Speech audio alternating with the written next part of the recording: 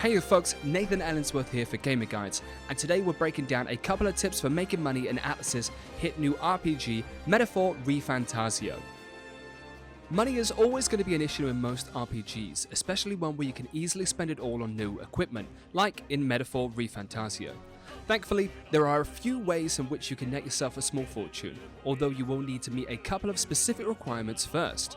Note that money will be a big pain in the early stages of the game, but as you delve deeper into the story, it will become a lot easier to save it.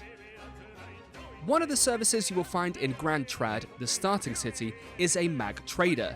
Basically, mag is the currency used for anything related to archetypes, whether it's unlocking new ones for your character or inheriting skills.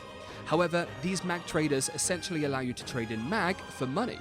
There are a few catches though, as the rate is variable and won't always be the same. The rate at which mag can be converted to money depends solely on the weather. The worse the weather, the better the exchange rate will be on mag. In Grand Trad, this exchange rate can go as high as 3 times towards the beginning of the game, so if you trade 5,000 mag, you will receive 25,000 reeves. You can also further enhance the exchange rate for these traders by leveling up the merchant bond. You get 2 boosts to the mag rate as you level up the bond, one at rank 3 and another at rank 6. So if you ever feel like you have a lot of extra mag, trade some in to line your pockets even more.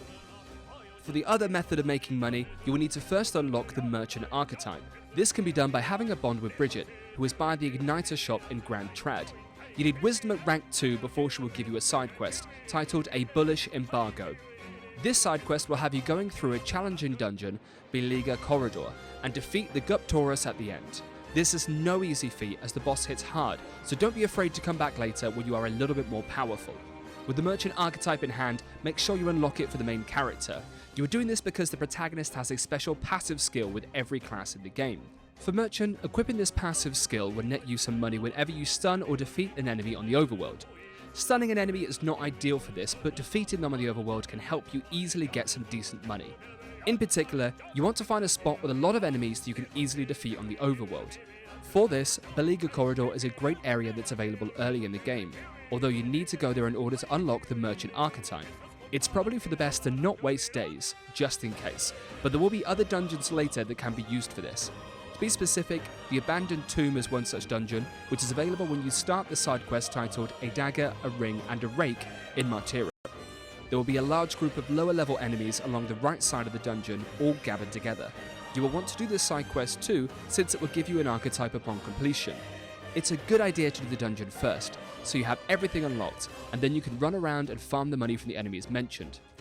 After defeating them, run to the northern save point, enter Academia, and then return to the dungeon to respawn the group of enemies. You should be getting around 5 to 6k each time you run this, and it doesn't really take too long, around 90 seconds or so if you're good enough. The merchant archetype will also net you a bunch of item drops from these mobs, which you can then appraise and sell for more money if needed.